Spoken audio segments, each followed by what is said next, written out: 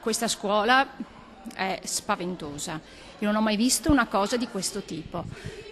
Non ho parole per dirti come è presa. Io ti dico, mio figlio non lo lascerei qua un minuto di più. È drammatica, perché c'è un ambiente che è inaccessibile sia per i bambini che per noi insegnanti.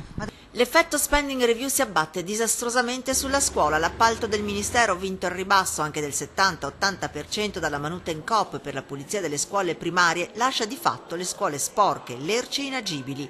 Per rimanere nei costi la cooperativa ha tagliato con la scura le ore lavorative delle dipendenti e al momento non avrebbero nemmeno fornito il materiale per fare le pulizie. Per cui non abbiamo neanche la scopa, anche se io come insegnante volessi togliere la polvere da sotto i banchi, non ho i mezzi. La situazione è incandescente. A Mira il sindaco ha fatto intervenire alla scuola primaria Leopardi di Mira Treporti l'ASL.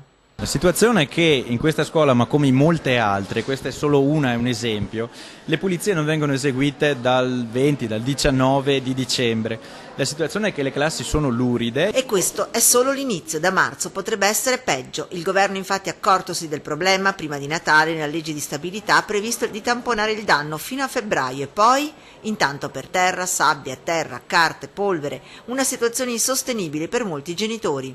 Come genitori, molti di noi non se la sono sentita di portare i ragazzini nella scuola sporca, quindi li abbiamo tenuti a casa attendendo che qualcosa si sblocchi. Il rapporto dell'USLA non lascia dubbi, la situazione igienico-sanitaria alla Leopardi non consente di poter svolgere l'attività scolastica e così il sindaco con un'ordinanza chiude la scuola, la prima delle 21 del suo distretto.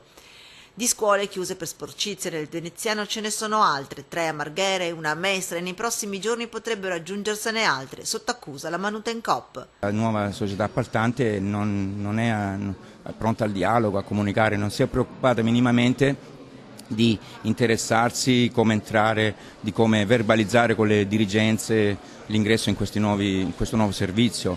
Hanno addirittura non dato neanche le attrezzature, i detersivi per pulire, quindi proprio una cosa impensabile. Da Roma a verificare la situazione anche dei parlamentari del Movimento 5 Stelle della Commissione Cultura e Istruzione e c'è chi chiede le dimissioni. Faremo sicuramente un'interrogazione parlamentare, ma non ci limiteremo a questo, interesseremo direttamente il Ministro perché questo sistema non funziona. I due ministri e il Ministro in questione, dal mio punto di vista, dovrà dare anche le dimissioni perché forse il Ministro non si rende conto di quello che il danno che ha provocato. Non c'è nulla da fare, il colpevole è dall'alto.